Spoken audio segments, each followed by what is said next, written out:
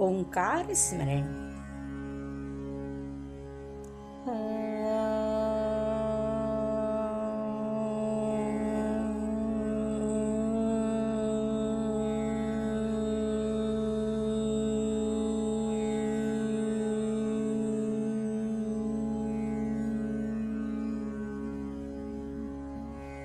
दोस्तों, जो कथा मैं आपको आज सुनाने जा रही हूँ बड़ी ही प्यारी सी रोचक कथा है, प्रेरणादायी कथा है।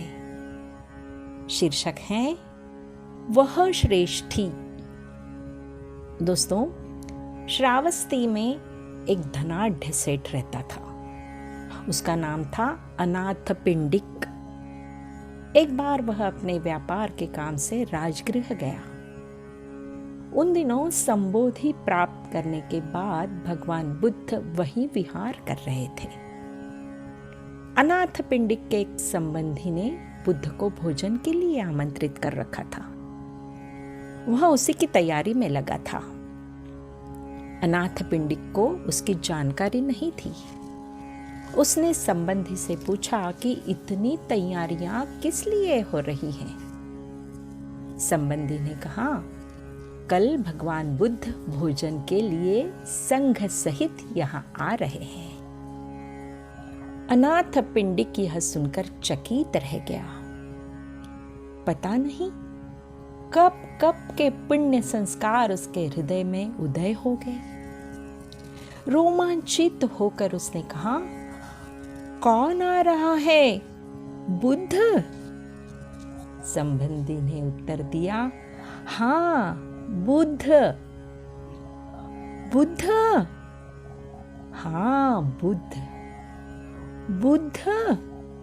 हाँ हाँ, बुद्ध। क्या इस समय उनके दर्शन के लिए जाया जा सकता है? अनाथ पिंडिक ने विफल होकर पूछा। संबंधी ने कहा, नहीं, यह समय उनके पास जाने का नहीं है। यह सोचता हुआ कि अब तो उनके दर्शन अगले दिन ही हो सकेंगे, अनाथ पिंडिक सो गया, पर रात भर वह करवटें बदलता रहा। उसे नींद नहीं आई। यह मानकर कि सवेरा हो गया, वह 3 बार उठा। इतनी व्याकुलता उसे दर्शनों की हो रही थी कि वह अंधेरे में ही उठकर चल दिया। वहां पहुंचकर उसने देखा कि बुद्ध शीतल हवा में इधर उधर घूम रहे थे। अनाथ पिंडिक ने उन्हें प्रणाम किया। बुद्ध उतरकर नीचे आ गए और उन्होंने अनाथ पिंडिक को नाम लेकर पुकारा और कहा, आओ। अपने नाम से पुकारे जाने के कारण अनाथ पिंडिक अभिभूत हो गया। फिर भगवान के चरणों में गिर गया। फिर उसने पूछा, बनते, रात को नींद तो सुख से आई?